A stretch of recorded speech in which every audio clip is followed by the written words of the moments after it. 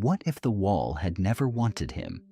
What if the one certainty Jon Snow had carried north through the cold miles from Winterfell, the single fixed point around which all his grief had organized itself, simply ceased to exist the moment he arrived to claim it?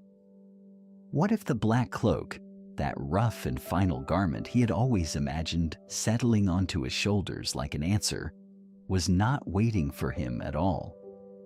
The gates of Castle Black are open when Jon arrives. They are always open. The wall does not fear what comes from the south. It is what comes from the north that troubles its defenders. And on this particular morning, with frost still clinging to the stones and the sky the color of old iron, the Lord Commander of the Night's Watch stands in the yard with his hands clasped behind his back and delivers the words that collapse Jon Snow's future into rubble. No new recruits. Not now. Perhaps not for some months yet. Jorah Mormont is not a cruel man. This is important to understand. The calculation he makes is not personal. It is surgical. The kind of decision that commanders make when the arithmetic of survival refuses to soften itself for sentiment. 4 rangers lost beyond the wall in the last ranging. Supply wagons from the south arriving half empty, if they arrive at all. The watch is bleeding quietly, and Mormont cannot afford to feed mouths that cannot yet swing a sword worth trusting. He looks at Jon Snow and sees exactly what Jon Snow is: young, grief-raw, untested in the specific cold that lives north of the wall. The boy has good eyes.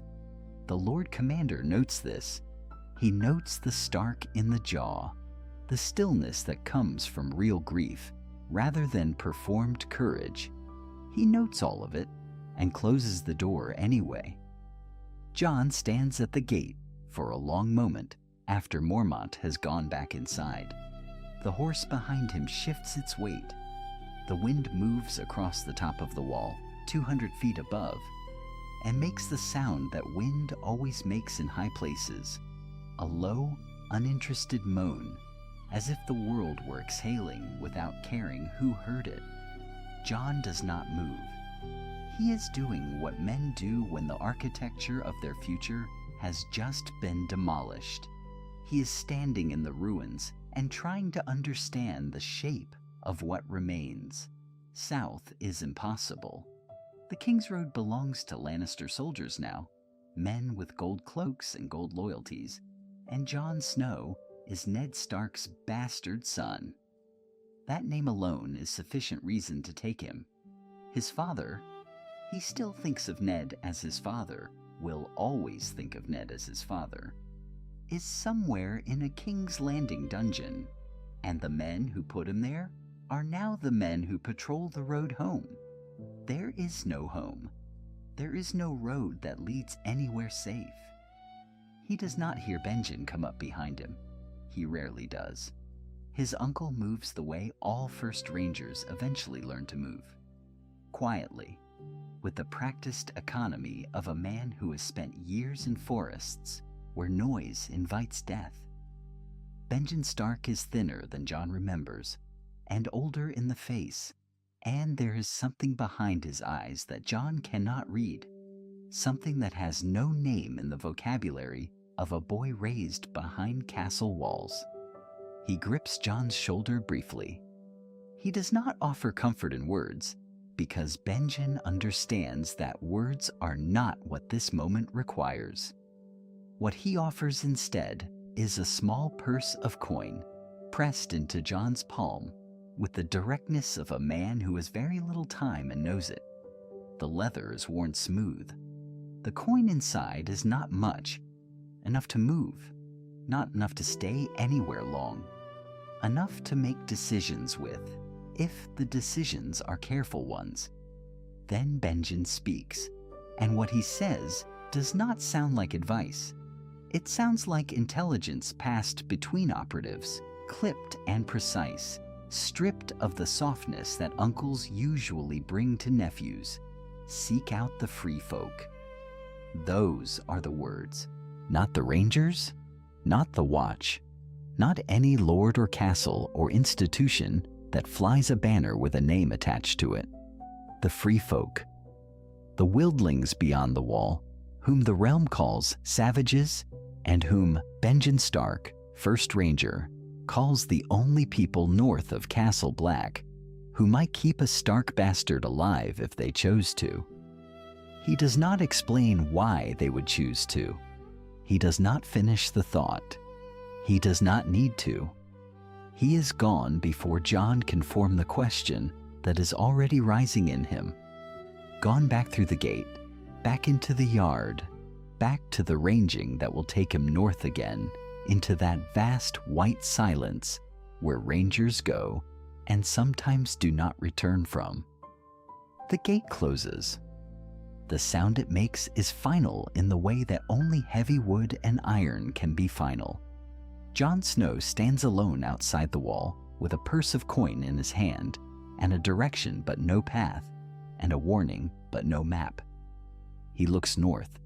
The wall rises above him, ancient and indifferent, and somewhere beyond it, beyond the ice and the dark and the tree line that exists at the edge of every map ever drawn by any Meister in any castle in the Seven Kingdoms. Something is waiting. He tightens his grip on the reins. He rides east along the base of the wall. The ice above him does not care.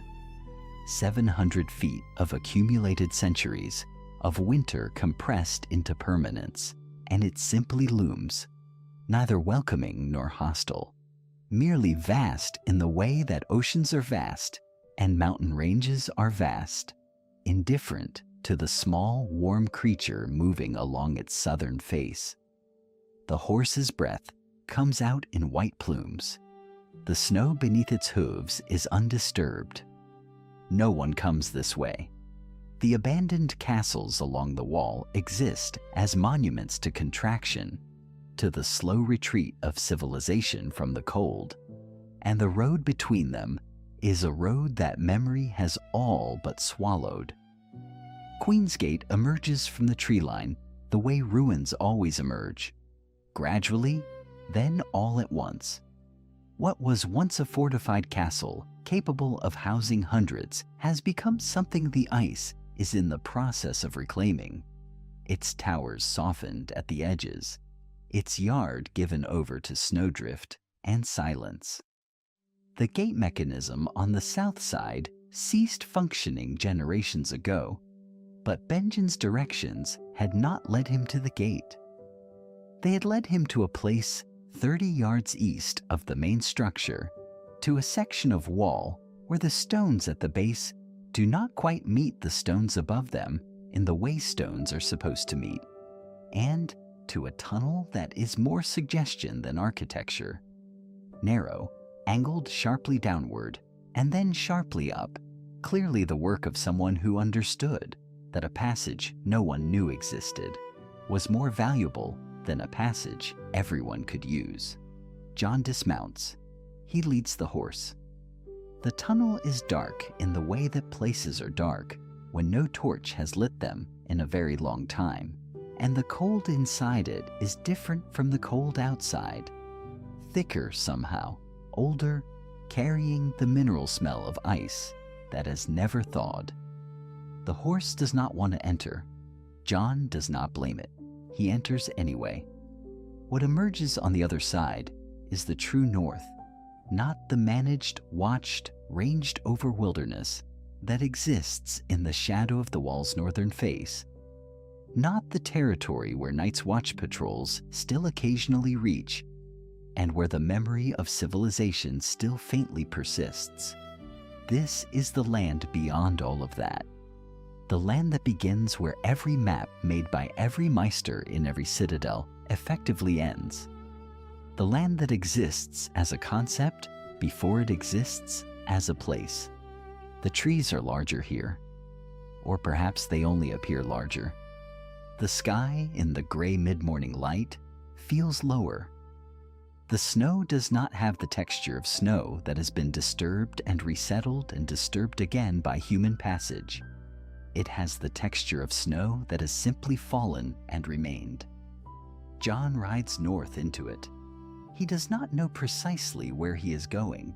He knows only the general direction Benjen's words implied.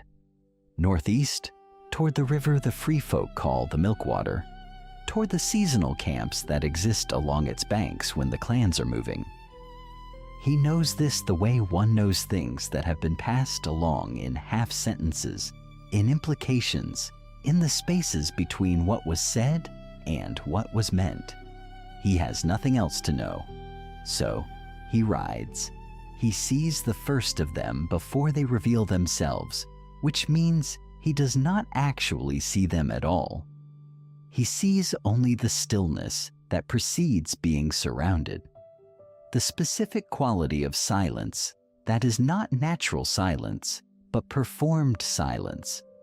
The kind that predators and hunters and careful people manufacture when they have chosen their positions and are waiting for the thing they have positioned themselves around to stop moving. Jon stops moving. There are 5 of them.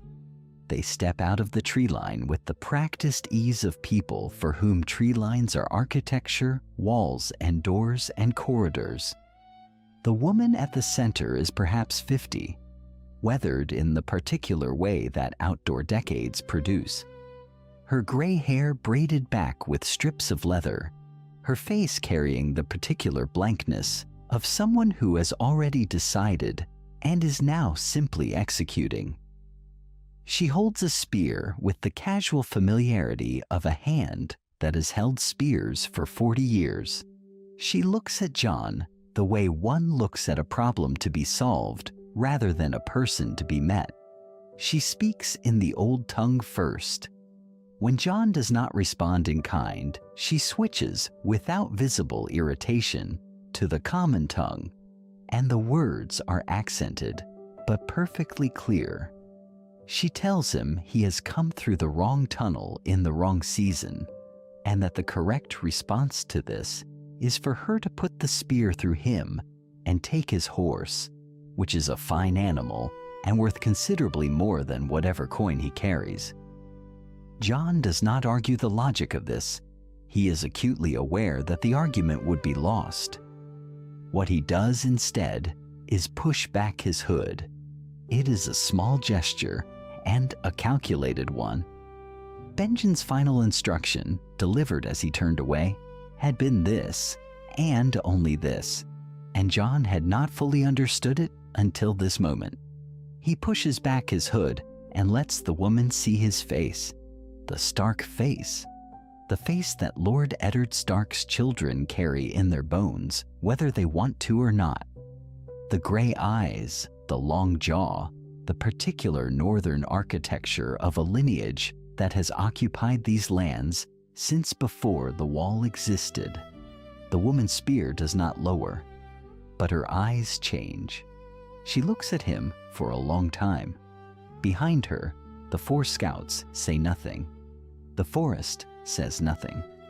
The spear stays where it is, but the intention behind it has shifted in some way that Jon can feel without being able to name precisely, the way weather shifts before the wind actually changes direction.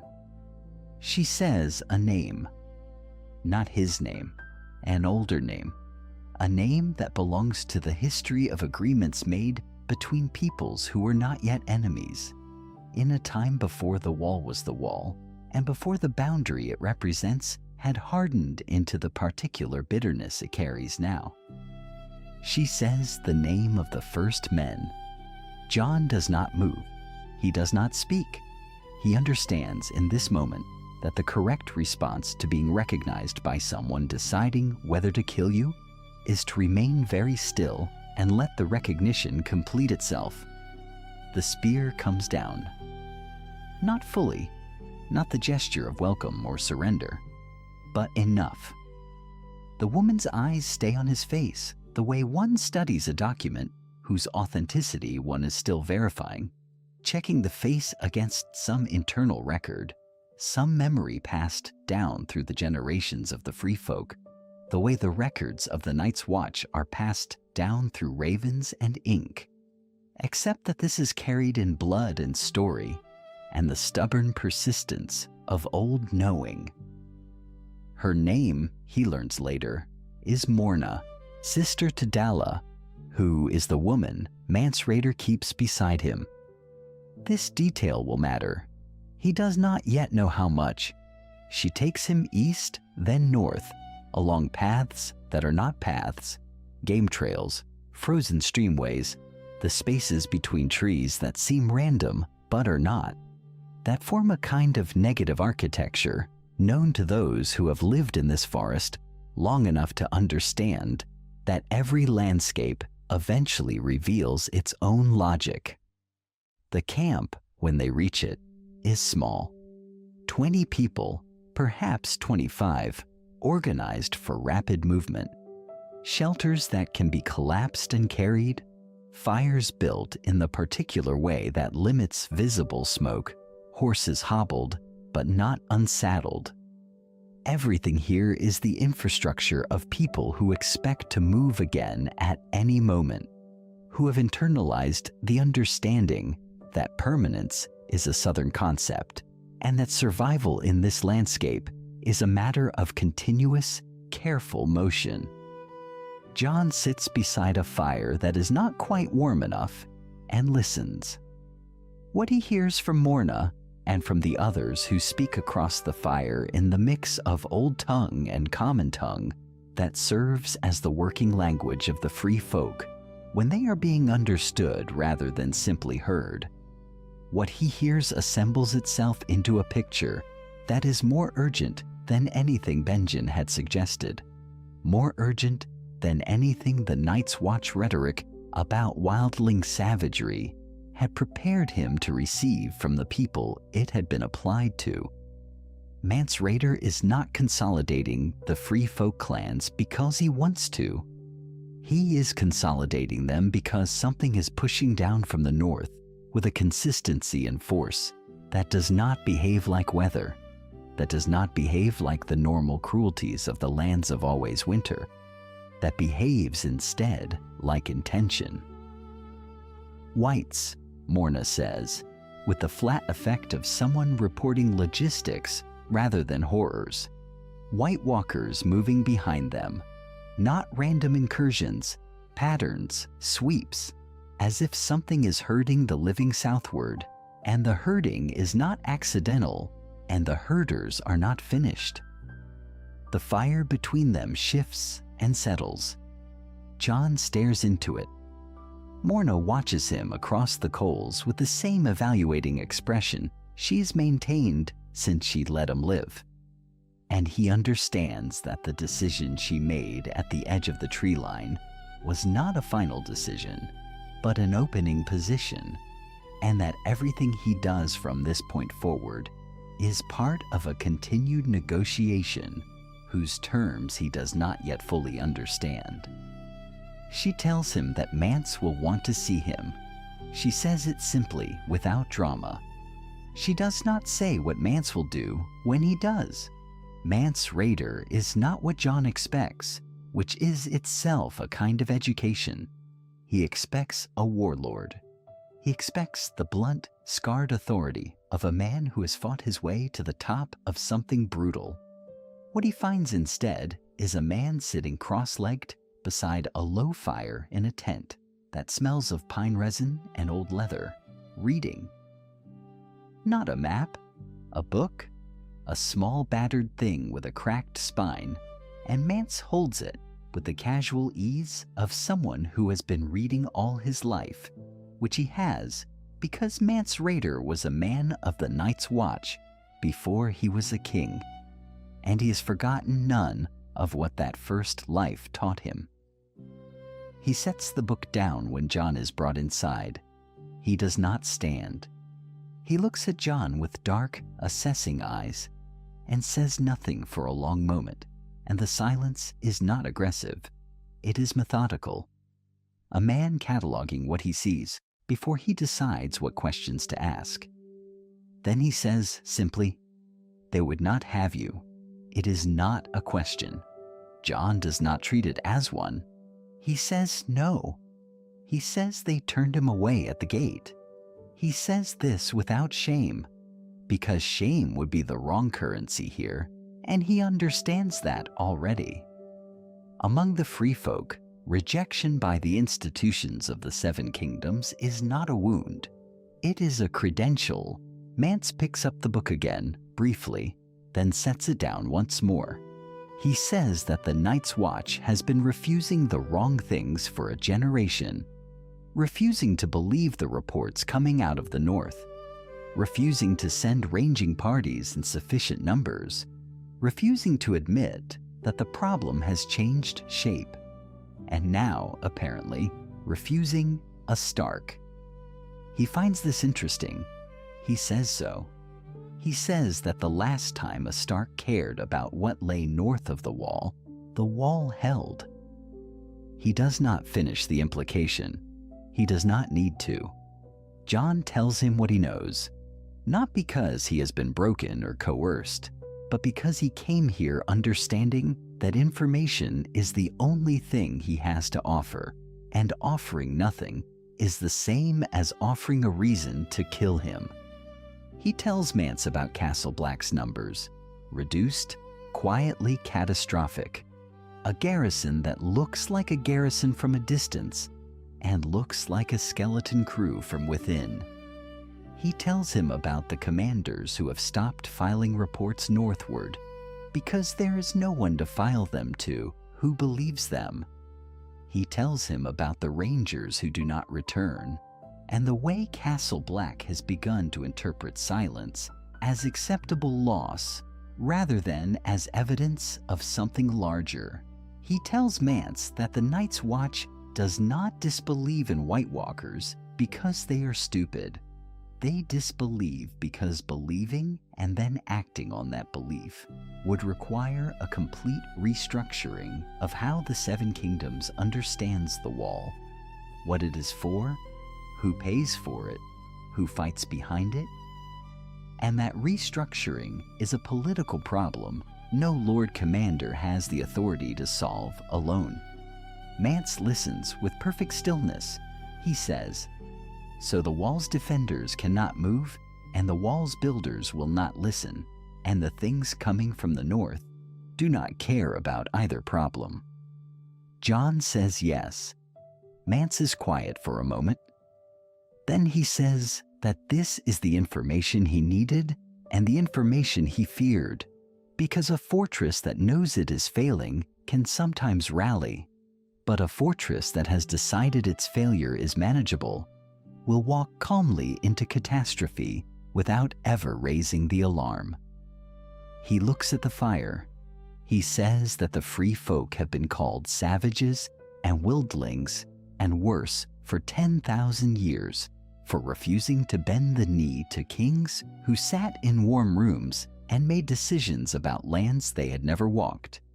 And what he has always said in response to that is that the free folk simply had a clearer view of what survival actually requires.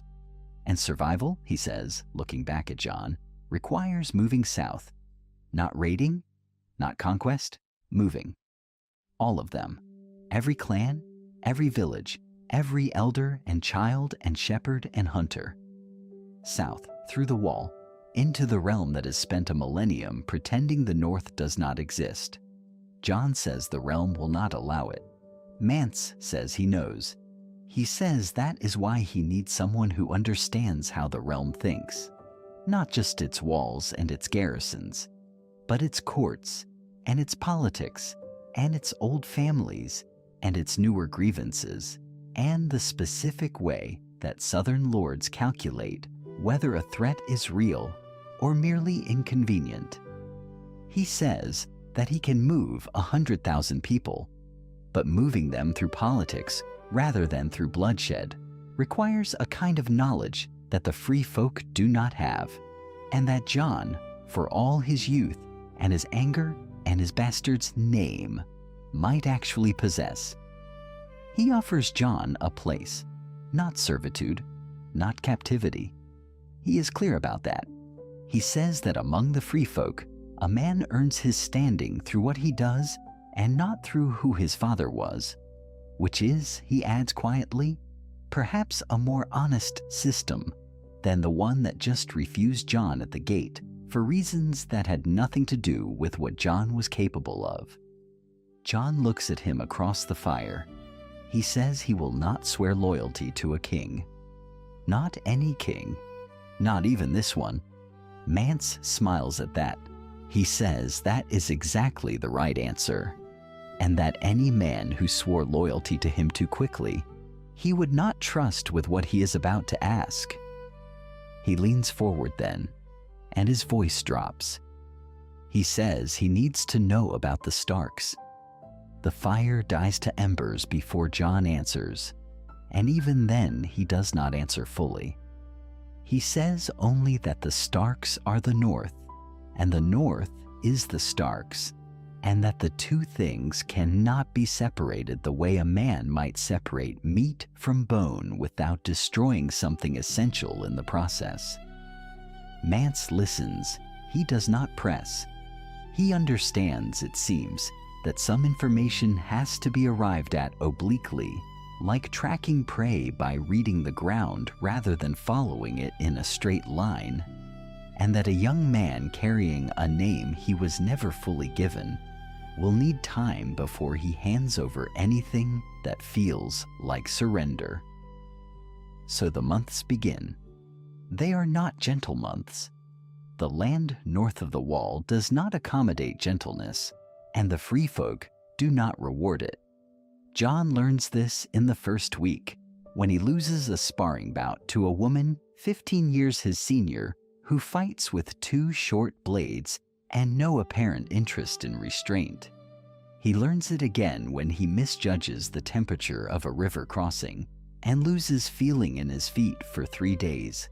He learns it in smaller ways too, in the way a cook fire is built differently here, lower and tighter, feeding heat upward rather than outward, designed to warm the hands of the people crouched above it, rather than announce a position to anyone watching from a ridge. Every skill he was taught at Winterfell has a counterpart here, but the counterpart was designed by people who could never afford to be wrong.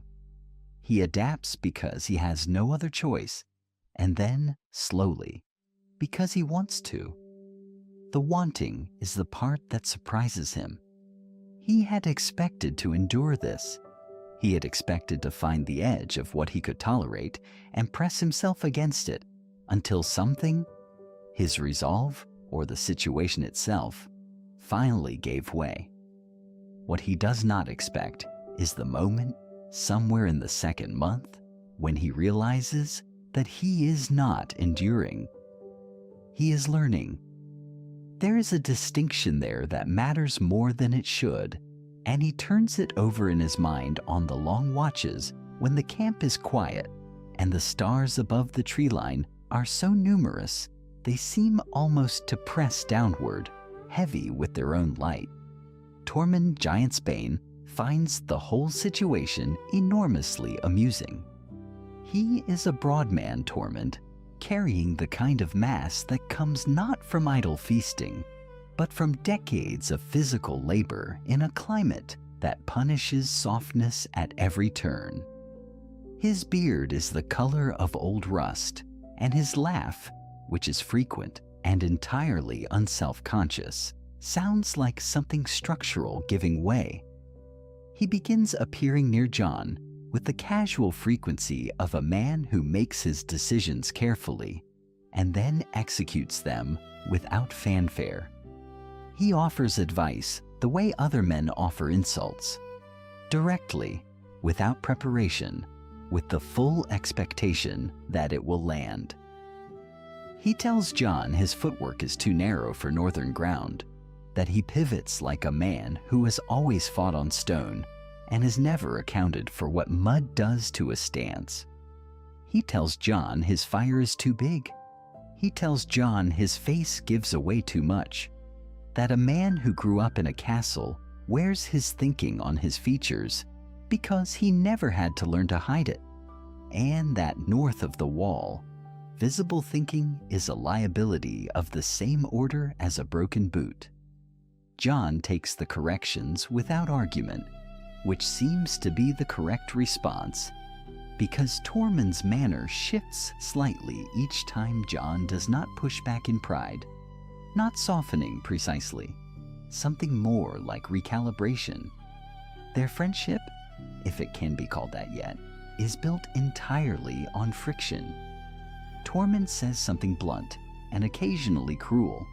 Jon answers it honestly, or demonstrates something that demands a different kind of accounting. The calibration continues. What accumulates between them over weeks of sparring and hunting and moving through terrain that Jon is still learning to read is not warmth in any conventional sense. It is something closer to mutual regard. The particular respect that forms when two people have tested each other thoroughly enough to develop an opinion that is no longer provisional. It is Tormund who begins to explain things, not Mance who speaks in strategy and implication. Tormund, who speaks like a man who has never once in his life worried about how a statement would land. He does it one evening while they are returning from a hunt, dragging an elk that neither of them needs to discuss as having been Jon's kill. The light is failing, and the cold is the particular sharp cold that arrives in the late afternoon, like a deliberate intervention. And Tormund speaks without looking at Jon, his breath coming in even white clouds, his tone carrying the flatness of a man stating established facts rather than arguing a position. He says that the free folk do not raid the South out of savagery. He says that word, savagery, the way someone repeats a lie they have heard often enough to want to dismantle properly. He says that his grandfather was a man named Oral, not the skin changer, a different Oral, and that Oral was taken by a raiding party out of a minor lordship south of the Wall and worked as a slave for 11 years before managing to cross back north. He says this without melodrama. He says it the way a man states a coordinate. Here is a point, and here is another, and between them is a distance that matters. Jon says nothing. He does not reach for a response because he understands instinctively that this is not the kind of telling that needs a response. It needs to be received. Tormund says that the wall was not built to keep monsters out. He says it was built to keep the free folk in place, to define them as a problem that could be managed by containment rather than by conversation, to draw a line between civilized and savage, and then make the line a physical object so enormous that it would take generations just to stop feeling small beside it. He says, the Night's Watch, those noble brothers in their black cloaks, have never once asked why the free folk move, only how to stop them from moving.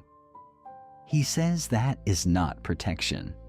He says that is a cage with better architecture than most. Jon walks beside him and feels the ground shifting beneath his thinking in ways that have nothing to do with the terrain. He has read the histories. He knows what the Meisters wrote about the wildlings, about raids and violence, and the savage unpredictability of people who refused the order of lords and laws and the structures that made civilization possible. He had read those histories in Winterfell's library as a boy, with a candle guttering beside him and the wind rattling the shutters, and he had absorbed them the way a boy absorbs everything he reads before he has the experience to question the perspective of the hand that wrote it. He had not thought to wonder who held the quill. He had not thought to ask what was not in the record. It is not a comfortable realization. Comfortable realizations do not tend to announce themselves at dusk while dragging an elk through freezing mud, delivered by a man who laughs like collapsing timber and has no interest in softening anything. But the discomfort is itself a kind of information, and Jon has learned here more than anywhere to pay attention to information regardless of its shape. He thinks about his father. He thinks about the Stark name and what it means in the North, which is the same as asking what the North means to the people who built their identity in relation to it, who were, for centuries, on the other side of the wall it anchored. He thinks about Robb, who would be a lord now, or near enough, moving through Winterfell's halls with the weight of inheritance settling onto him like armor fitted before a battle. He thinks about what Robb knows about the Free Folk and decides that Robb knows exactly what the histories say, and that the histories he is beginning to understand were written for a specific purpose by people with a specific interest in what was remembered. Tormund drops the elk near the camp's edge and rolls his shoulders and says without particular emphasis that Jon fights better than most free folk men he has trained, and that this is either a compliment or a problem, depending on how Jon decides to use it. Jon looks at him. He asks what Tormund means by that. Tormund says that skills are neutral things until they are pointed. He says that there are men in this camp who are beginning to watch Jon with the particular attention that precedes either allegiance or a knife between the shoulder blades, and that Jon will need to decide, before the watching solidifies into action, which direction he wants that attention to go. Jon starts to answer, and then across the camp, there is movement. 3 of Mance's lieutenants emerging from the central tent with the tight, deliberate expressions of men who have just been given news that requires immediate response. One of them is looking directly at Jon. The lieutenant's name is Harag, and he has the particular face of a man who has been surprised by something he should have anticipated. He walks toward Jon with the kind of measured pace that suggests urgency being deliberately suppressed, which is more alarming than any open running would be. Jon has learned in his months among the Free Folk that the men who run are frightened. The men who walk like that are calculating. Harag says 3 words, milkwater, tonight, all of them. Jon does not ask him to clarify. The space around those 3 words is explanation enough. The village of Milkwater sat 2 days' march north of Mance's primary encampment, a cluster of perhaps 400 souls who had survived 3 winters and 2 generations of raiding by the simple geographic logic of being difficult to reach. Ice-locked rivers on 2 sides, a ridge to the north that funneled wind into something approaching a physical barrier. The Free Folk who lived there were not soft people. They had lived their entire lives understanding that survival was a transaction conducted against hostile terrain, and they had proven repeatedly that they were competent parties to that transaction. What happens to Milkwater happens between the last watch and the first gray edge of dawn, which is a span of perhaps 4 hours.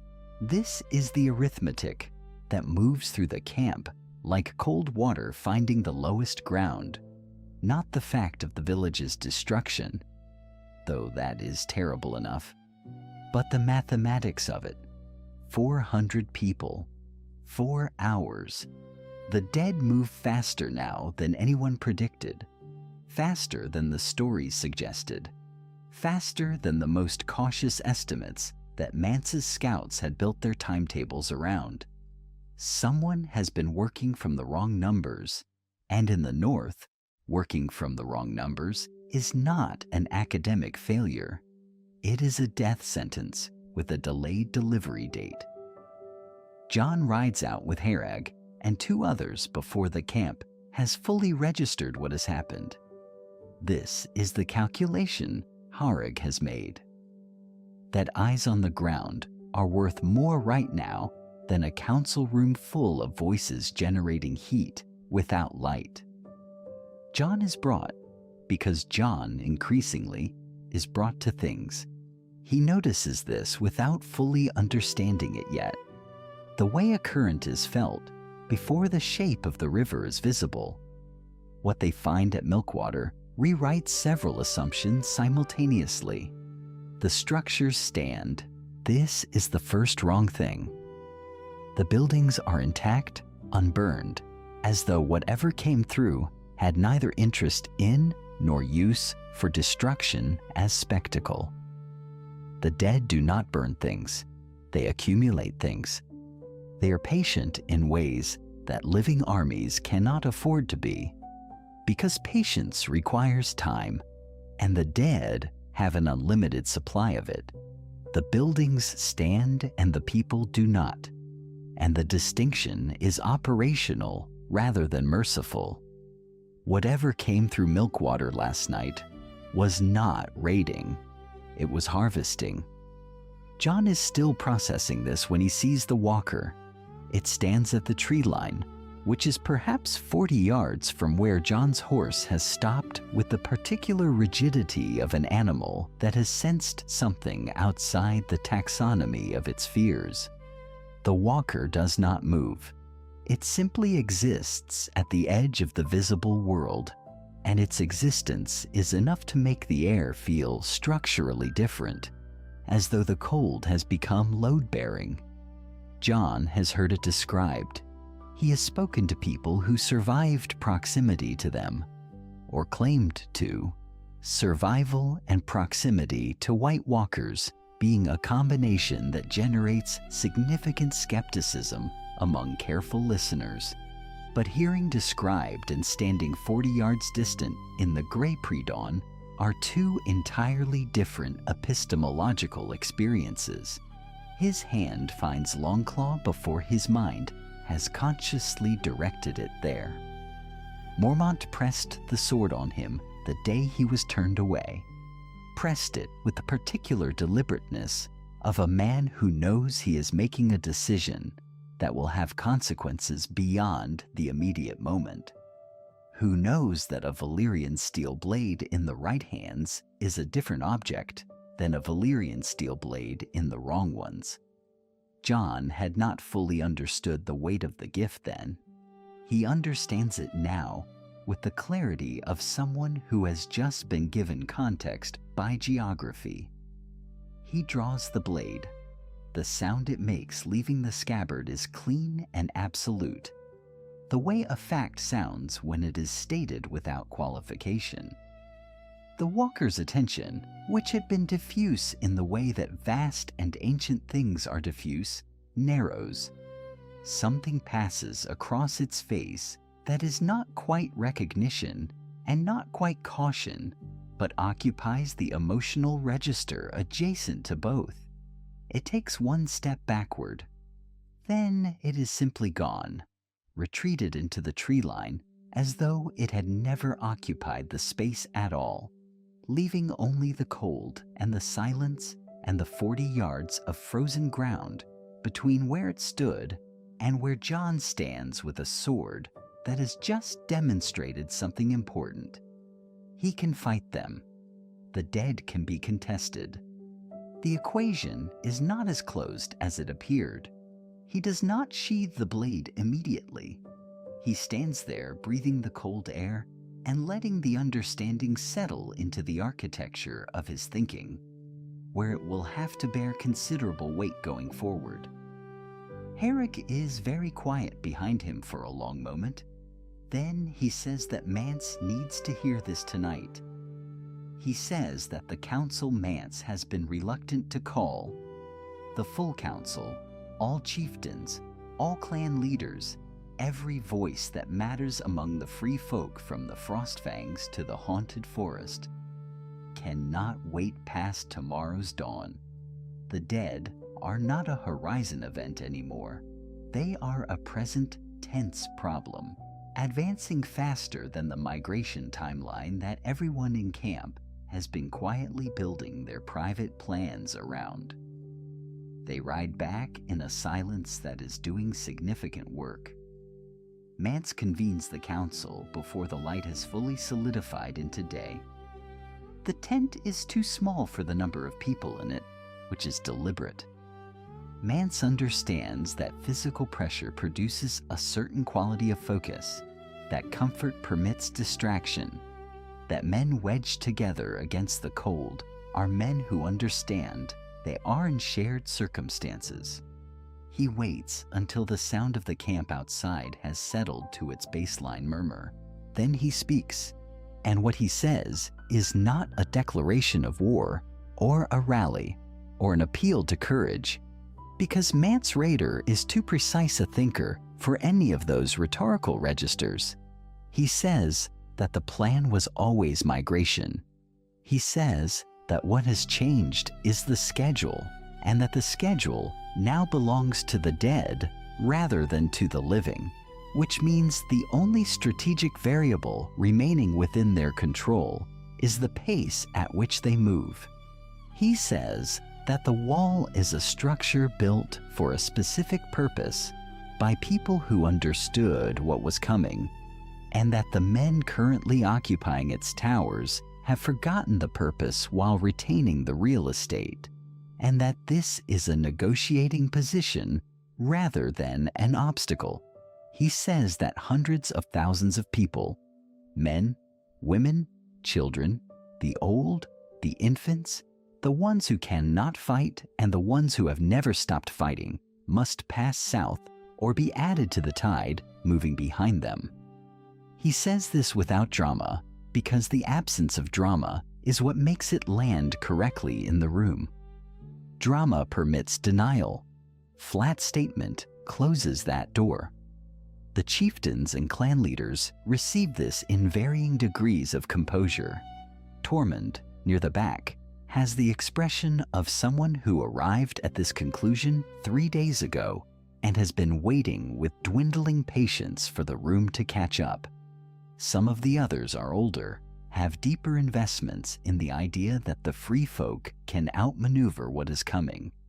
That speed and terrain knowledge and the particular stubborn creativity that has kept them alive for generations can be applied here the way it has been applied to every other problem. Mance lets them have this belief for exactly the time it takes to become untenable in the face of what Herrig reports. 400 people, 4 hours. The new speed of the dead, traveling faster than horses, faster than the optimistic models, faster than the stories. The room adjusts. It does so with the uncomfortable mechanical quality of people revising a structural assumption, which requires rearranging everything built on top of it.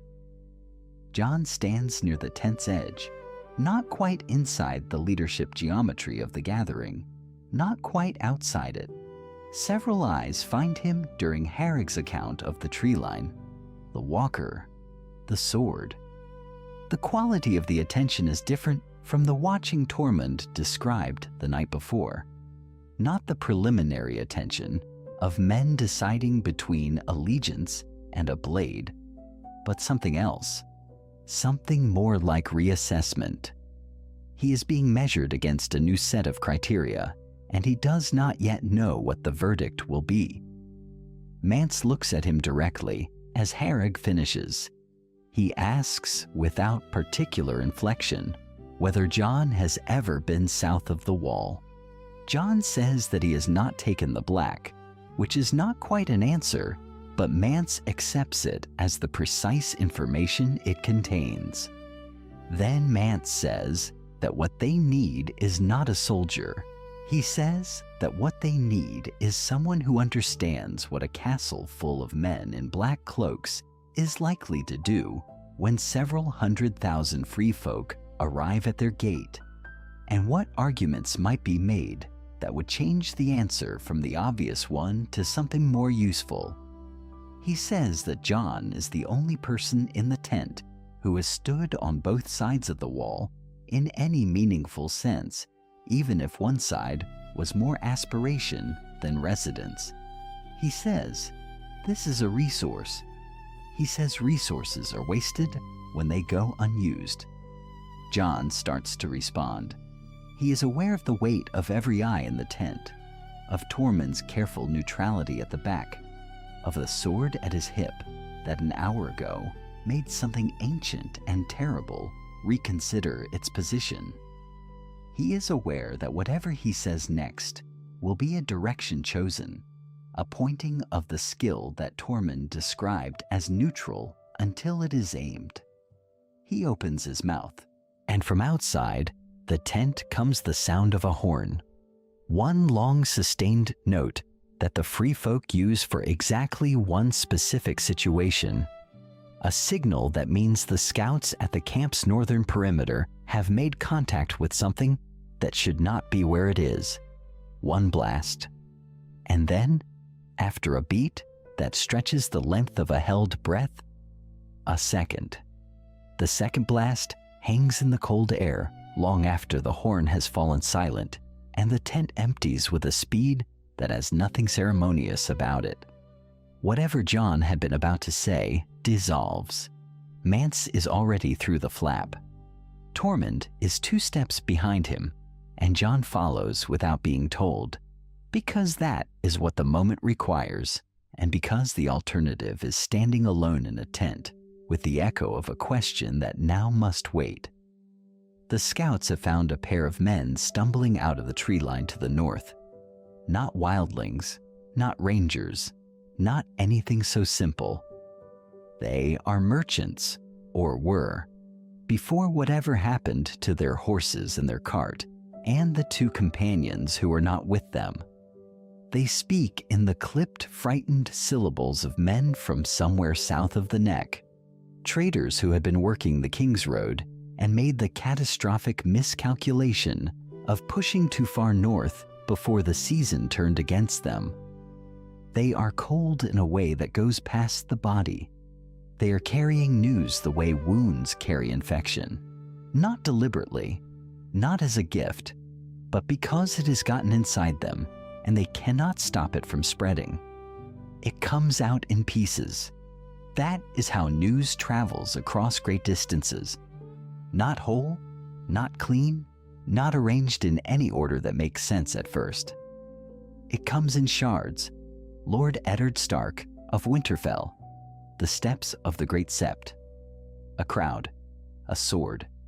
Jon hears the words before he understands them, and then he understands them, and then for a long moment, he is simply standing in the snow with his hands at his sides, listening to a sound that no one else can hear, a frequency of grief that has no voice. He does not speak. He cannot. Not here, not among these people.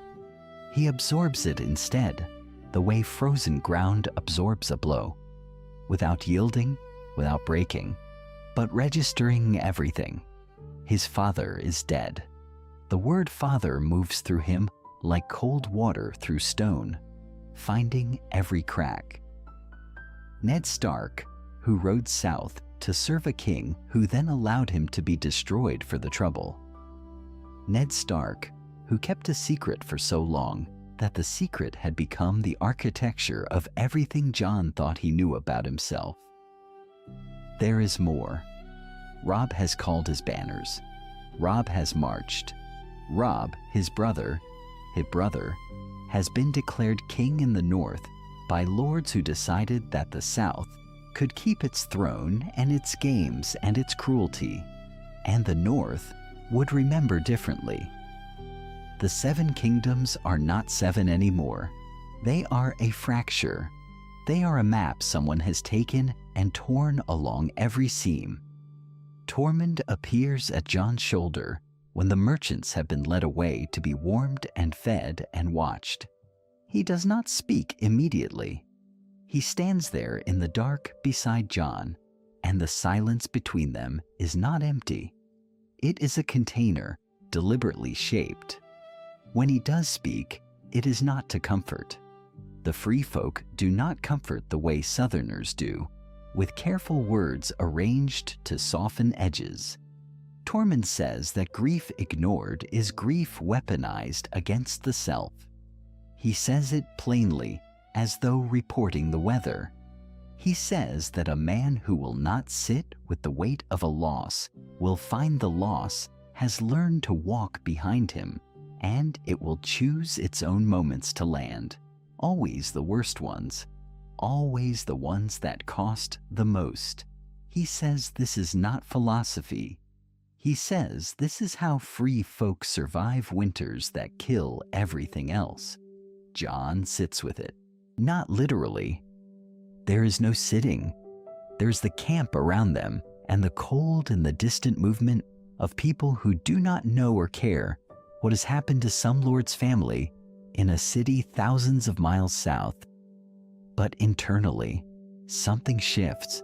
Something he had been preparing to push away instead stays where it has landed, acknowledged, given its full dimension. His father is dead.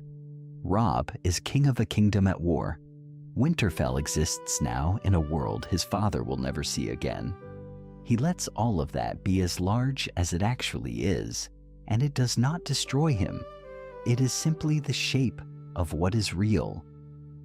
And then, because Jon is Jon, because grief acknowledged does not mean grief surrendered to, his mind begins to move. The Night's Watch draws its men from the Seven Kingdoms, from lords who might send rangers north, from a crown that might send gold and grain, from a realm that functions as a single breathing thing capable of remembering that the wall exists for a reason. That realm is now bleeding from a dozen wounds simultaneously. Robb is pulling northern strength southward. The Lannisters are doing whatever Lannisters do when they sense weakness in every direction at once. Castle Black, already thin, already stretched, already relying on boys and old men and criminals to hold positions meant for soldiers. Castle Black is now functionally alone in a way it was not even a season ago. Jon turns this over. He turns it the way Mance would turn a piece of intelligence, looking for its edges, looking for what it opens rather than what it closes. He finds Mance near the center of camp, standing with two of his captains, and a map drawn on leather that has been redrawn so many times, the original lines have become suggestions. Jon waits until there is a pause in their conversation. Then he says that he has been thinking about the Watch, about what they have, about what they no longer have access to. Mance looks at him. The map stays on the table between them. Jon says that the Watch is not the wall, and the wall right now is significantly less than it was. Mance listens.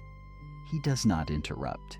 He does not reach for the map or fold his arms or do any of the things a man does when he is preparing a dismissal. He simply listens, and the two captains standing at the edges of the firelight listen with him.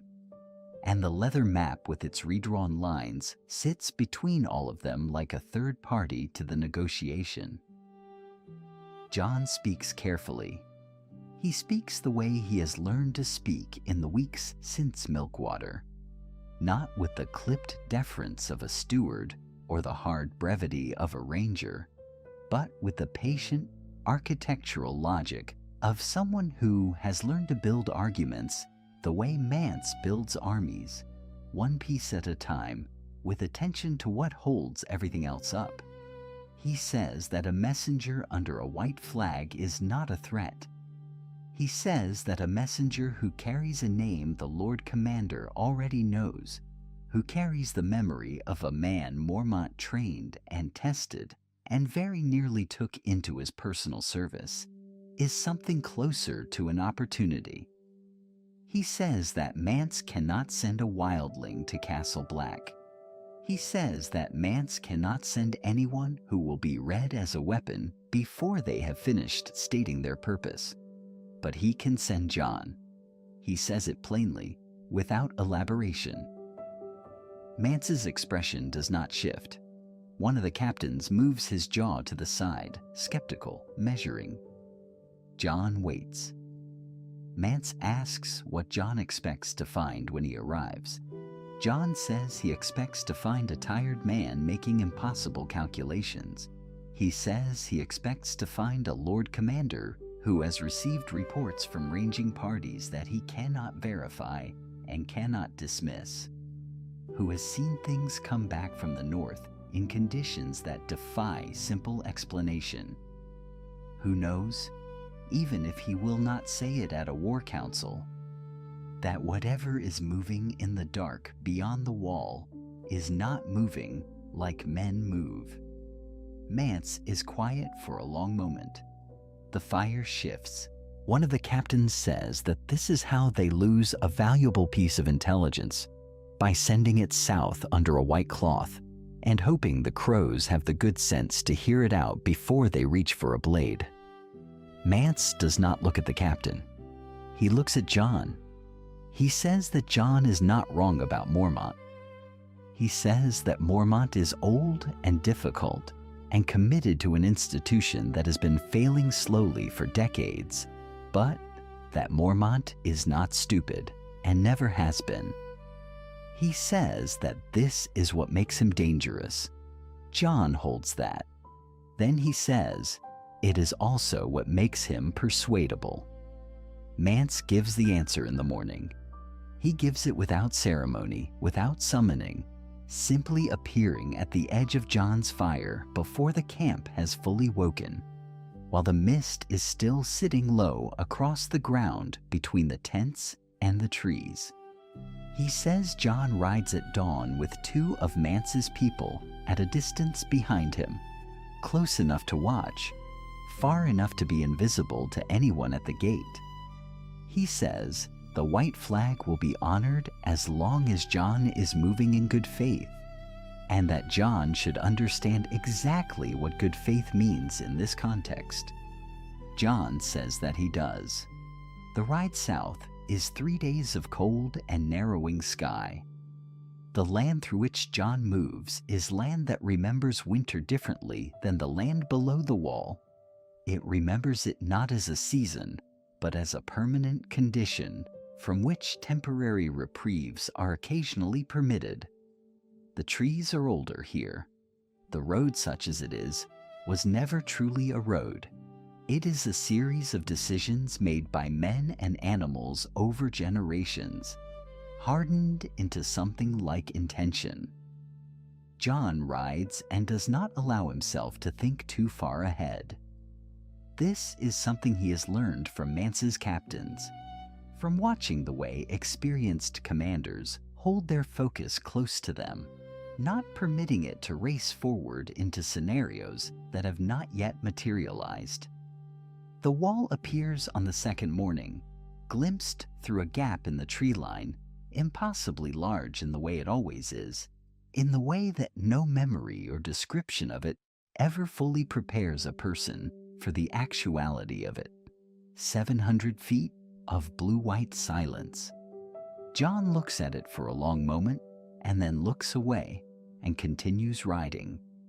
The riders from Castle Black intercept him before he reaches the gate, 4 of them ranging out on a standard patrol route, and they see the white cloth knotted to the end of a stripped branch before they see the face beneath it. There is a moment, a critical one, a moment where hands move toward weapons and eyes ask questions that voices have not yet formed. And then one of the riders leans forward in his saddle and says Jon's name. Not as a greeting, as a question. Jon says yes. The rider looks at the white cloth, and then back at Jon, and then over his shoulder at the wall, as though calculating the distance between where they are standing and every decision that follows from this one. He says that Jon will need to come with them. Jon says that he knows. Mormont receives him in the solar, and not gently. The old bear is standing when Jon enters, standing with his arms at his sides and his raven on the perch behind him. And the expression on his face is the expression of a man who has been preparing for a difficult conversation while simultaneously hoping it would not arrive. Jon is still dusty from the road. He still smells of the camp, of the free folk, of wood smoke and cold ground. He does not attempt to disguise any of this. He stands before the Lord Commander and waits. Mormont looks him over with the particular thoroughness of a man reassessing something he believed he understood. He says that the watch parties reported a single rider under a white flag accompanied by what looked like two shadows at a distance. He says he would like to know what Jon thinks he is doing. Jon says he is delivering terms. The room holds that. The raven shifts on its perch. Mormont says nothing for a moment that stretches long enough to have shape, to have weight. Then he says that Jon should sit down because this conversation is going to take longer than either of them would prefer, and Mormont is too old to have it standing up. Jon sits. He begins with milk water. He begins with the specific and physical because he understands instinctively. The way he understands tactics now, through practice rather than instruction. That abstraction is where arguments go to die in rooms like this one. He describes what he saw. He describes the cold ones with the precision of a report, the way the ranging party scouts are trained to describe terrain and enemy positions. And he watches Mormont's face while he does it. The Lord Commander's expression does not break, but something behind it does. Something shifts in the eyes the way ice shifts before it gives. Not visibly, not with drama, but in a way that changes everything about what it will do under pressure. Jon reaches into the cloth wrapped at his belt and places the Valyrian steel dagger on the table between them. He says that he took it from a wight that was moving, and then, when it touched the blade, was not moving. He says he has not found an explanation for that which does not lead somewhere very specific and very dark. Mormont looks at the dagger for a long time without touching it. Then he says that he's received 3 reports from ranging parties in the last year that he has not shared with the men. He says this quietly, in the way men say things they have been carrying alone for too long. He does not finish the thought. He does not need to. Jon understands what 3 unshared reports from ranging parties means. It means bodies that did not stay where they were left. It means men who went out and came back wrong, or did not come back at all. It means Mormont has been sitting in this solar with knowledge he could not speak aloud and nowhere to put it, except here, in the silence between himself and a raven who cannot counsel him.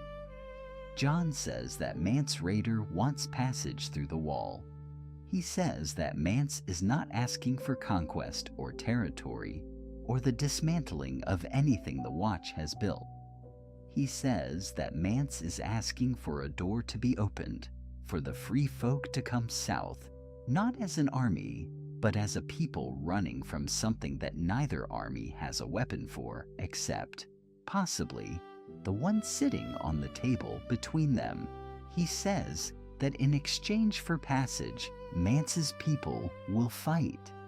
They will fight beside the Watch when it comes, and Jon believes it will come. He says this last part without decoration, without the diplomatic softening he has used for everything else. He says it the way a man states a fact about weather or distance. Mormont picks up the dagger. He holds it the way men hold things they are not sure are real. Carefully, with the specific attention of someone testing whether an object will behave according to known rules.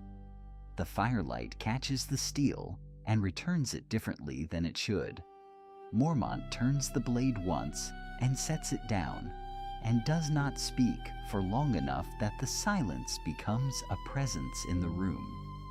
Then he says that what Jon is describing would require him to violate an oath that is older than any living thing in this castle.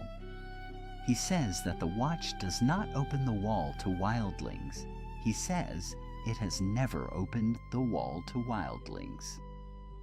Jon says that the Watch has also never faced what is coming. Mormont stands.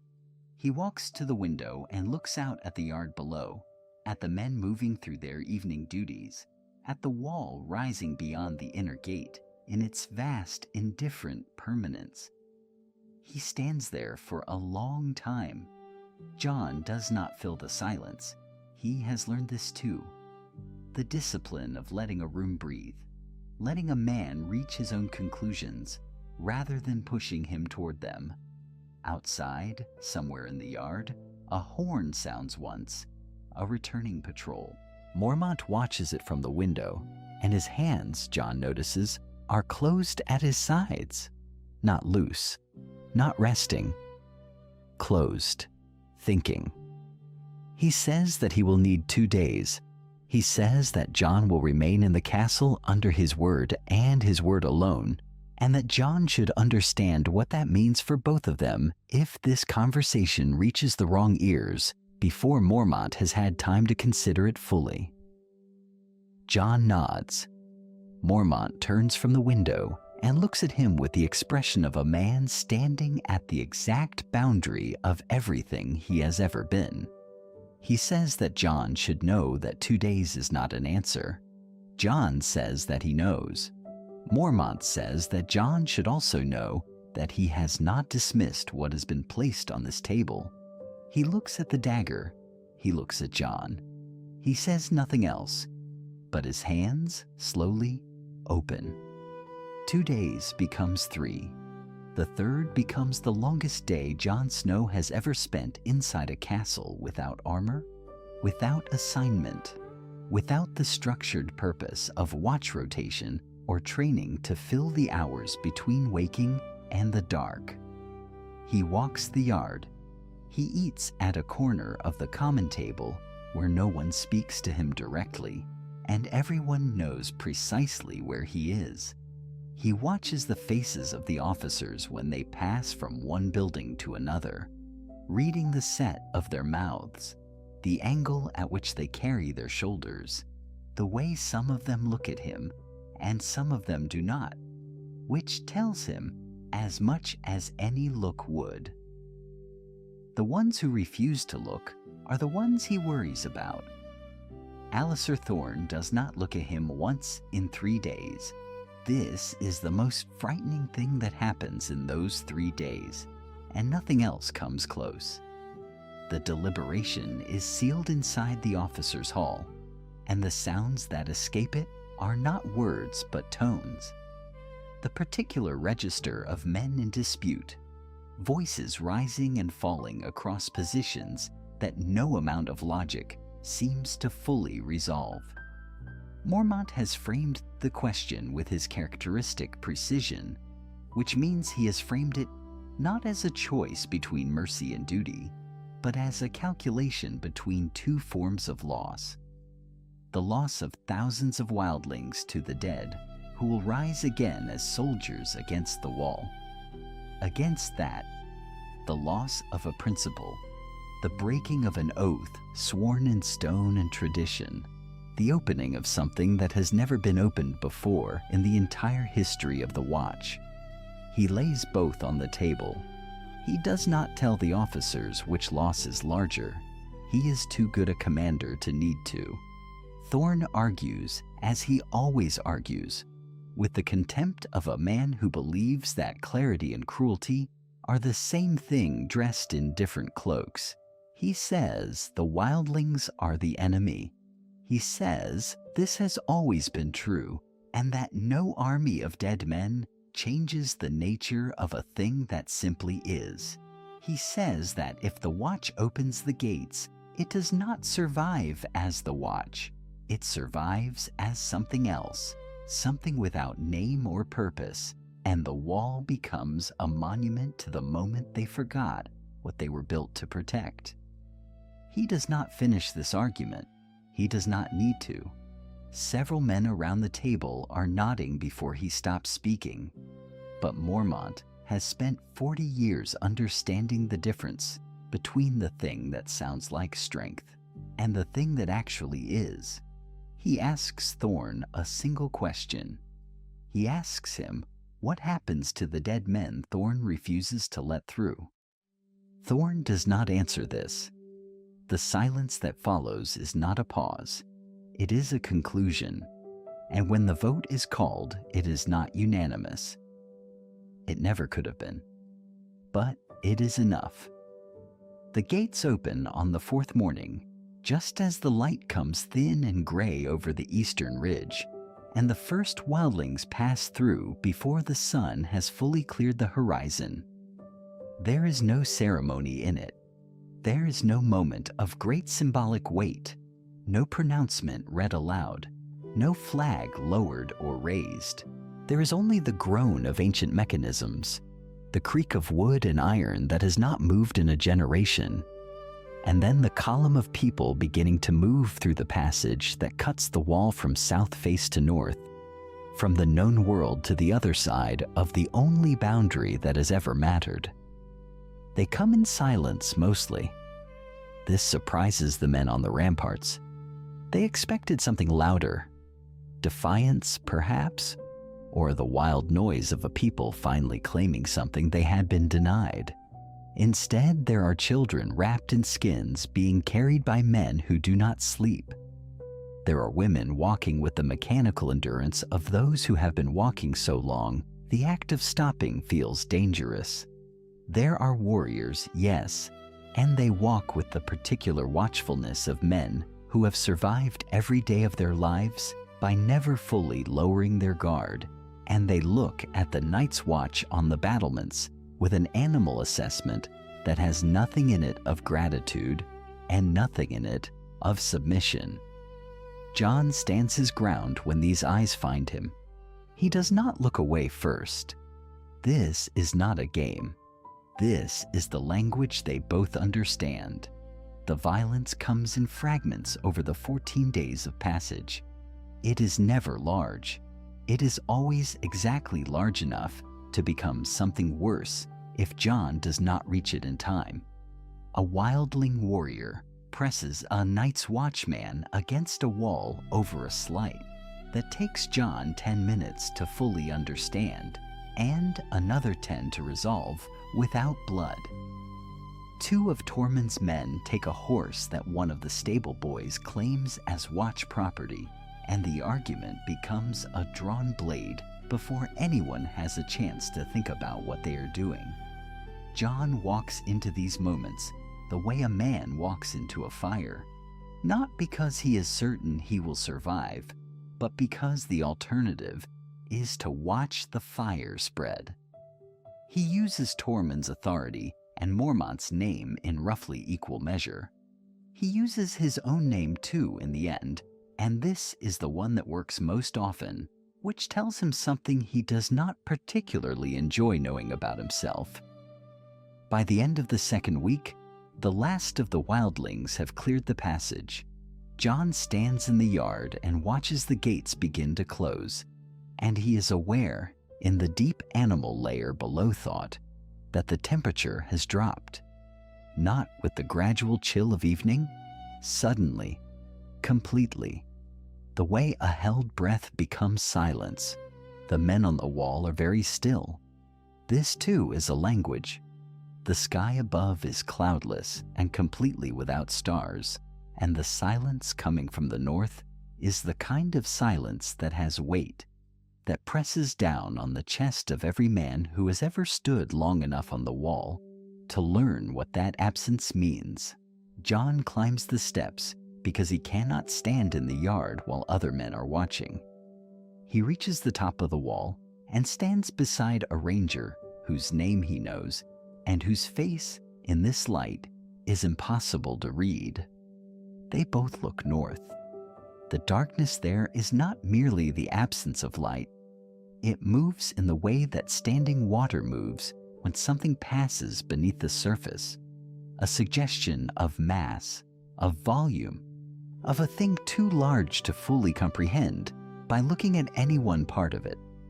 The ranger beside Jon does not speak for a long moment. Then he says, very quietly, that the patrol was supposed to return an hour ago. Jon says that he knows. The ranger says nothing after this, but his hand has found the hilt of his sword, and his knuckles, Jon can see even in this darkness, are white. The rider reaches Robb Stark 3 days south of the Neck, on a road that runs between 2 gray hills and smells of peat and standing water. The letter is brief. It does not need to be long. Jon Snow is south of the wall, and he has not come alone. And the man who delivered the message rode through 2 nights without stopping, because whoever wrote it understood that the margin between hearing this news and being too late to act on it might be measured in hours rather than days. Robb reads it once. He reads it again. Then he hands the paper to Great John Umber, who reads it with the slow deliberateness of a man who has learned to distrust documents that arrive in a hurry.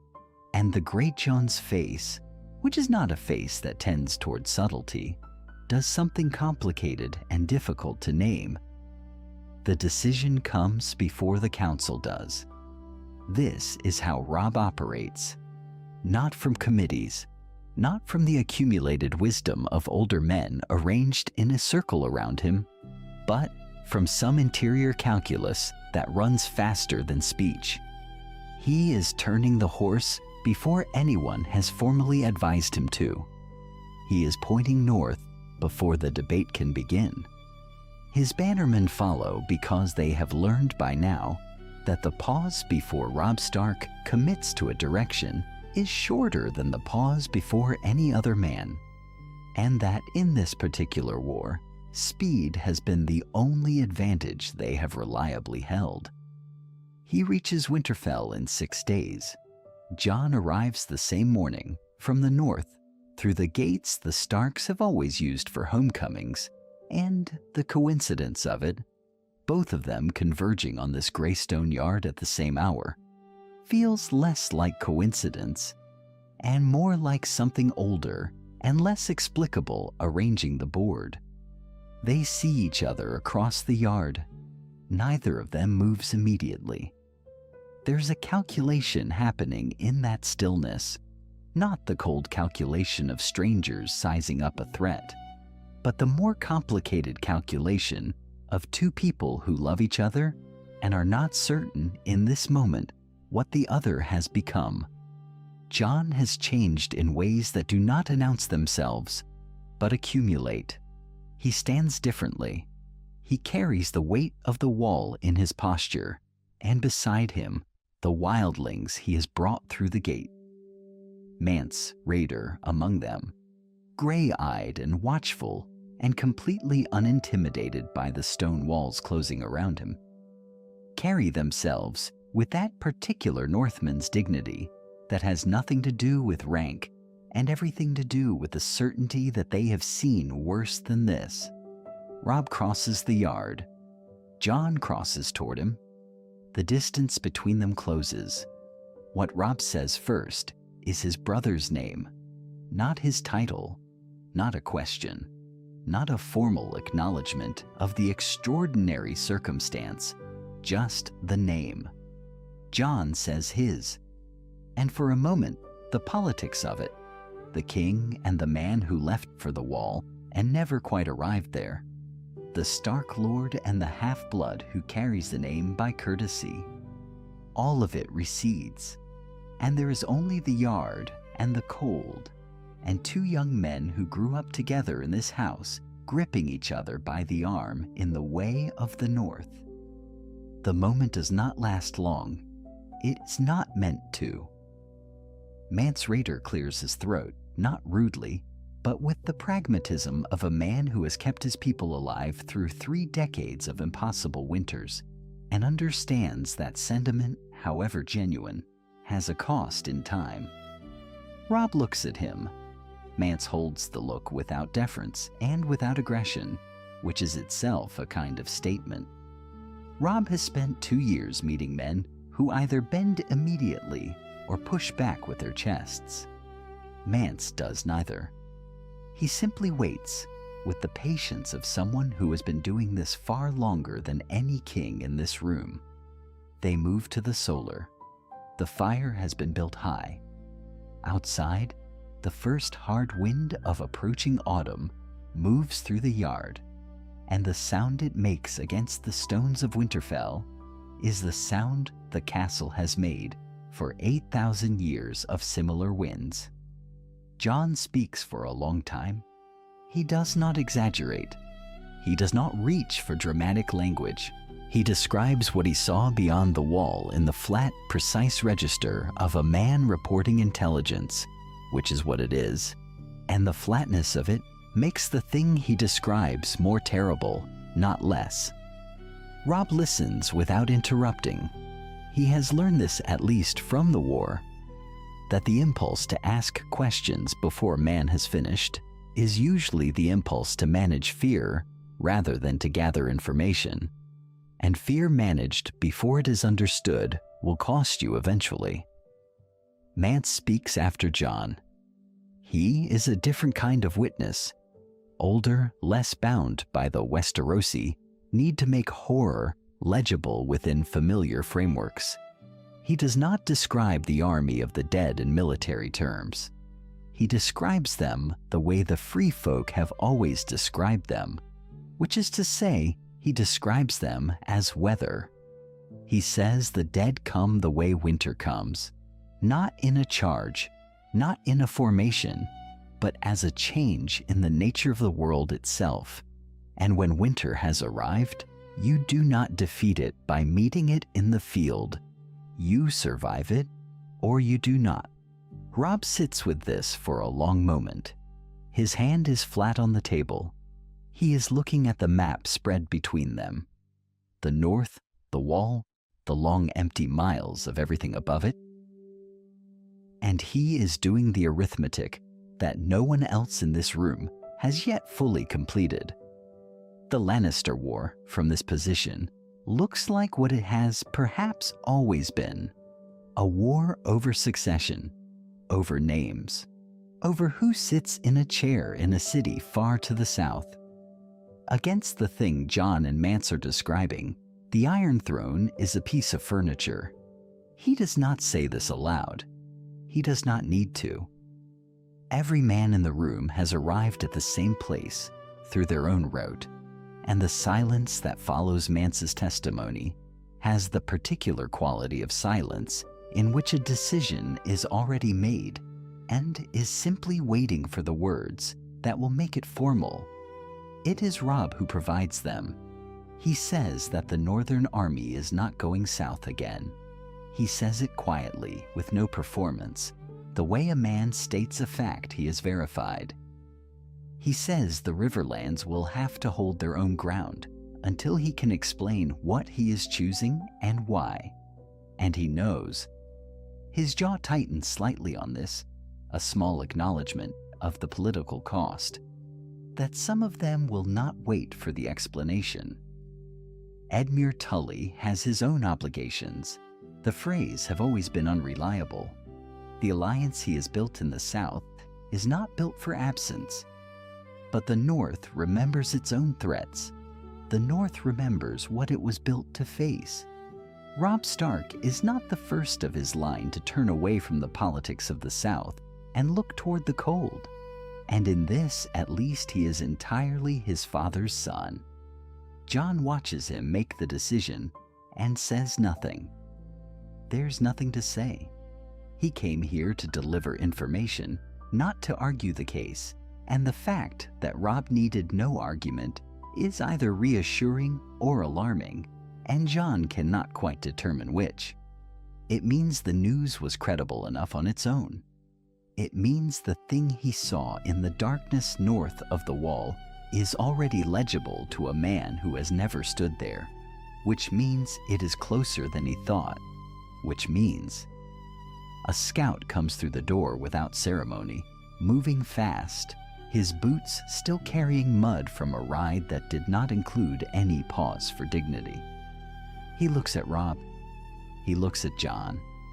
He addresses himself to the king, but his eyes keep moving back to the man beside him, the man who came through the northern gate with wildlings at his back. Because the news he carries is not about the South, and it is not about the Lannisters, and he needs to know whether the man who warned them is still in the room to hear what comes next. He is, and the scout speaks. The wall has been breached, not collapsed, not crumbled. Breached in the way a dam is breached, in the way a thing that was never designed to fail fails when the force against it is no longer a thing its builders could have conceived. The ancient magic woven into its ice over thousands of years did not simply stop working. It eroded.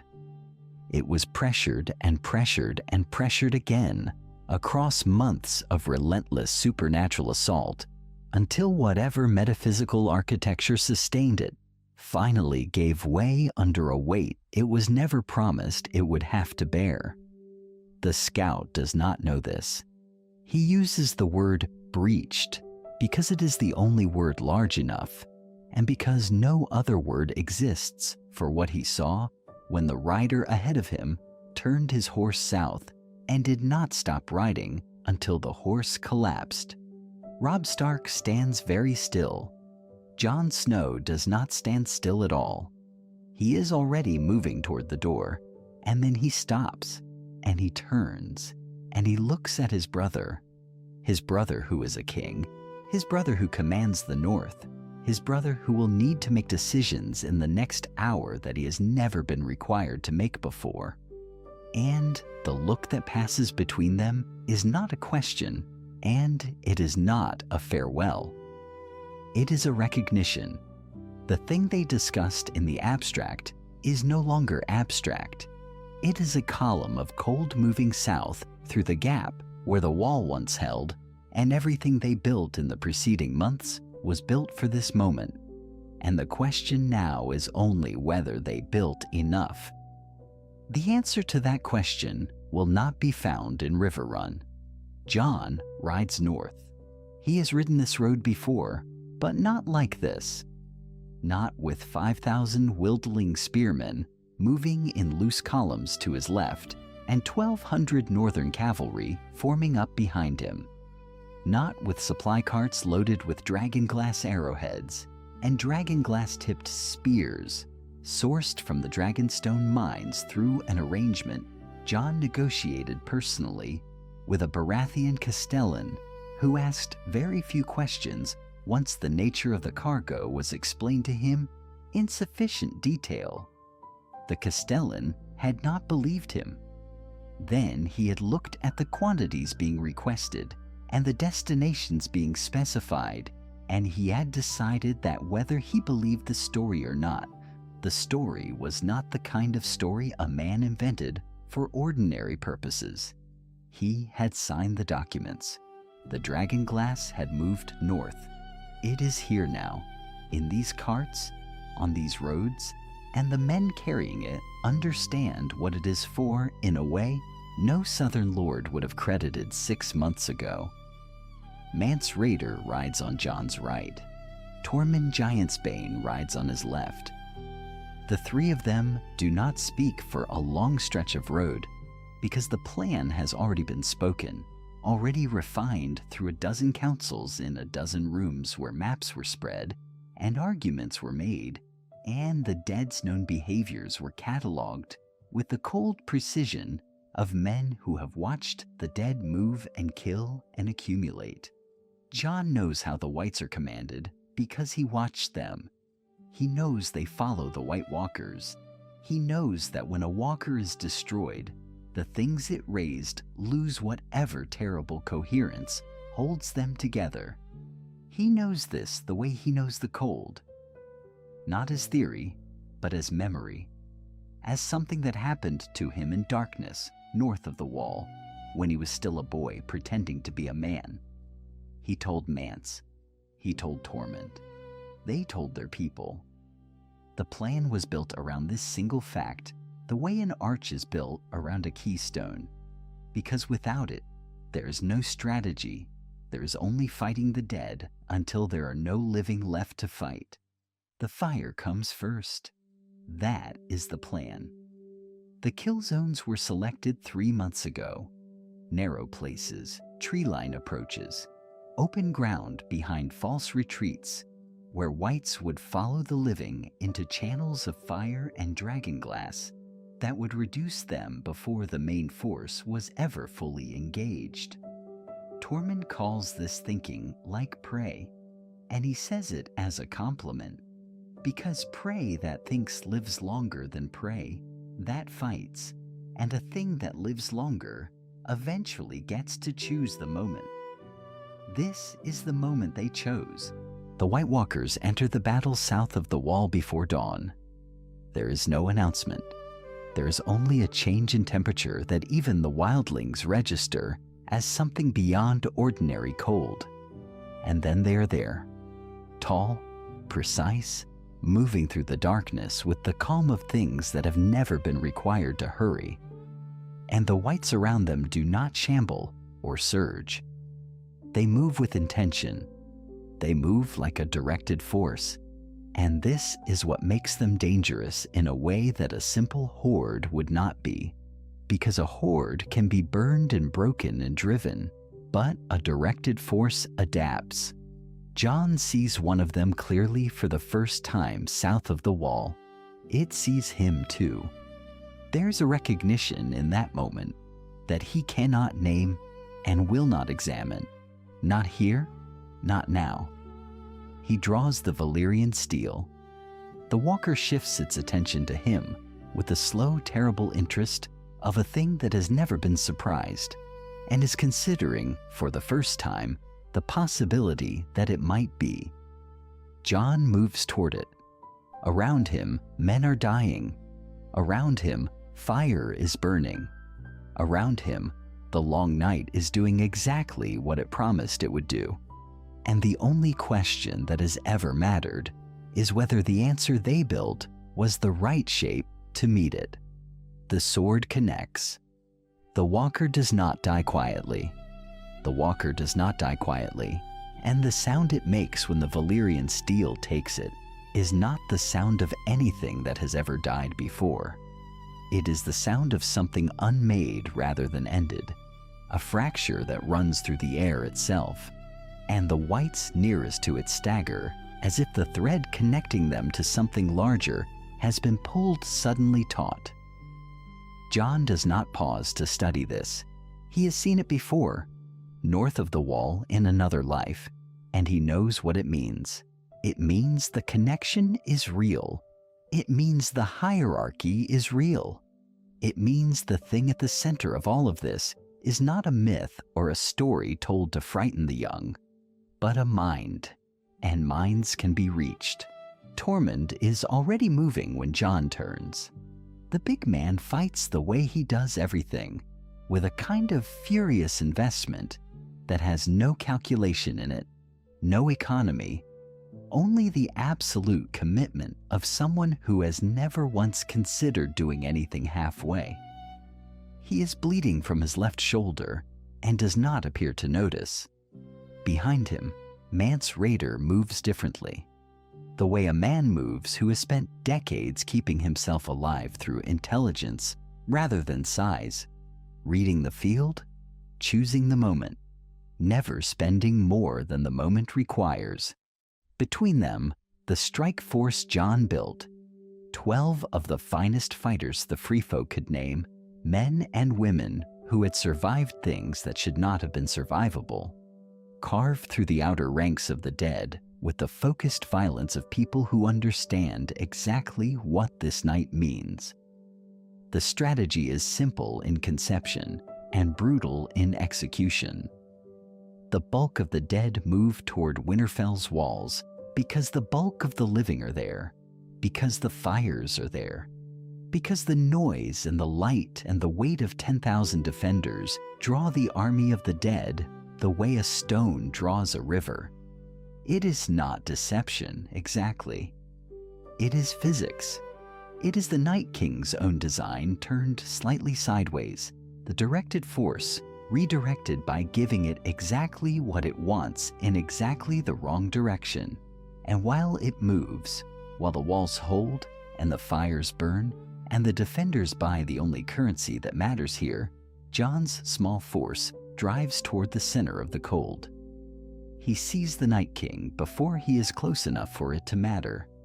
The figure stands at a distance that feels somehow greater than its physical measure. The way a mountain looks larger the closer one gets to it, the scale only becoming comprehensible through approach.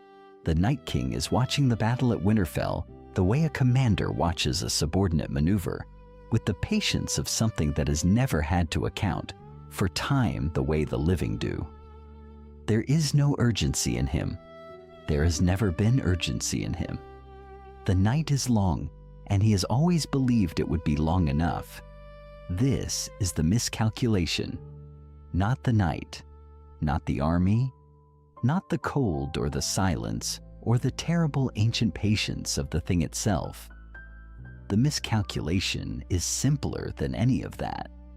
The Night King built his strategy around the certainty that what came against him would be divided, as it had always been divided, as it had been divided for every generation that had tried and failed and been added to his ranks. He built his strategy around the wall and its keepers standing apart from the free folk. He built it around the north and the wilderness beyond, it being two different things, with two different purposes and two different answers to the question of what this night required. He built it around a refusal that was made in a great hall south of the wall, years before Jon Snow stood on the wrong side of a closed gate and understood for the first time that the refusal might be the beginning of something rather than the end. It is Mance who reaches the outer walker line first, and he does it with the efficiency of a man who has thought carefully about how to die usefully if it comes to that. It does not come to that. The Valyrian steel Jon passed to him 3 nights ago finds the gap in the walker's guard the way water finds the gap in stone, patient and inevitable. And the unmade sound happens again, and more of the whites at the edges of the horde stagger, the connection pulling tighter, the hierarchy shuddering. Jon is running now. He is running, and the cold is absolute, and the ground beneath him is frozen solid, and the dead are turning, some of them turning, because the center has registered the pressure from the periphery, and the Night King lifts his gaze from the walls of Winterfell for the first time. He turns. He looks. The pale eyes find Jon across the frozen field with the same slow, terrible interest that the walker showed, but magnified, concentrated, ancient in a way that makes every other ancient thing feel recent. There is a moment between them, a recognition without language. Jon does not slow. Tormund is at his left side, and Mance is at his right, and behind them, the free folk fighters are holding the line against the dead that are beginning to redirect, and the sword is already rising, already finding the angle that every sword stroke he has ever thrown has been building toward, and the Night King raises one hand with the calm of something that has never once been required to defend itself. Jon has 3 seconds, perhaps 4. The Night King falls. That is where the story has already been. That is the ground already covered, already frozen behind them. What matters now is the silence that comes after. The particular quality of quiet that descends on a battlefield when the last dead thing has stopped moving, and the living stand among the wreckage of what they survived, breathing hard, looking at one another, as though confirming that the world is still real. The dead do not rise again. The ones that had begun to redirect, drawn back toward the pressure Jon and Tormund and Mance had applied from the periphery, simply stop. They do not fall dramatically. They do not crumble or dissolve. They stop, and then the cold that animated them releases, and they become what they always should have been. Still, harmless, returned to whatever long rest had been interrupted. The field around Winterfell grows quiet in stages, the way a storm quiets. First the lightning, then the thunder, then the rain thinning, and finally only the wet and the cold remaining to show it was ever there at all.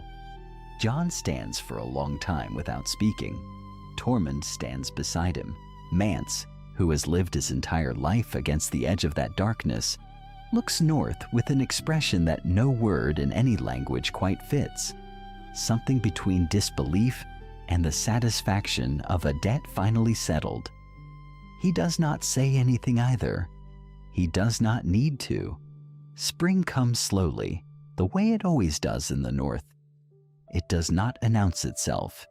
It merely becomes gradually less cold. Robb meets Mance in the great hall of Winterfell 3 weeks after the battle, when the dead have been burned and the wounded tended, and the enormity of what happened has had enough time to become something that can be discussed at a table rather than only felt in the chest. They sit across from each other, and the lords of the north sit along one side, and the clan leaders of the free folk, Tormund, and a woman called Dalla who speaks for the Thenns, and others whose names the southern lords learn slowly and with difficulty, sit along the other. The fire burns between them. Outside, the first pale suggestion of a thaw has begun in the southern fields. The compact they reach is not simple. Nothing worth keeping ever is. The gift, that long strip of land between the wall and what was once the Night's Watch's deeper holdings, passes to the free folk as permanent settlement, their own to govern, their own to farm, or keep wild as their councils determine. In return, something that is not quite fealty and not quite alliance but contains elements of both is sworn between the clan leaders and the king in the north. They are not subjects.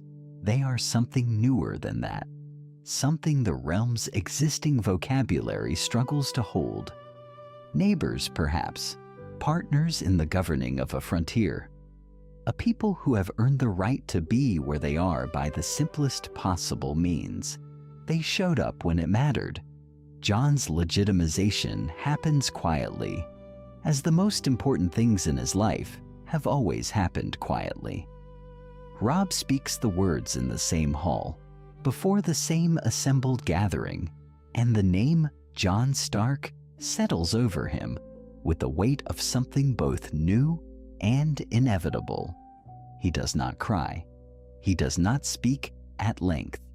He simply looks at his brother, and Robb looks back, and between them passes an understanding of everything they have both survived to be standing in this room. Castle Black is given to him not as a remnant of a dying institution, but as something remade. The Night's Watch, diminished past any ability to fulfill its original purpose, is formally dissolved. Its vows released, its remaining members permitted to join the new border guard or depart as they choose. What replaces it is something the realm has not seen before, a joint force, Northmen and free folk, serving together along the wall under a lord who is himself the living embodiment of both worlds. Jon does not wear black, not in the old sense. He wears something that has not yet been given a color. He is standing on top of the wall when the sun rises on the first morning of what will, in later years, be remembered as the first true morning of the new north. The cold is still present. The wall is still the wall. The north wind still carries its ancient indifference. But there is something different in the quality of the dark beyond the ice. It is simply dark. It is the ordinary darkness of an empty land at the end of a long night, without weight, without intention, without the vast and patient malice that had pressed against it for so long that the world had almost forgotten what it felt like to be without that pressure. He looks north for a very long time. Then he turns and looks south, where the lights of the castle below are beginning to brighten with the morning's movement, where the smell of wood smoke rises in pale threads against a sky turning slowly from gray to the particular cold blue of a northern dawn. He was refused a path once. He was turned away from a gate he had believed would give his life its shape. And in the refusal, he had found a different shape entirely, rougher, stranger, more fully his own. The wall still stands. The north is quiet. And Jon Stark, Lord of Castle Black, guardian of the frontier between two peoples who have at last agreed to share a world, watches the sun climb and does not look away.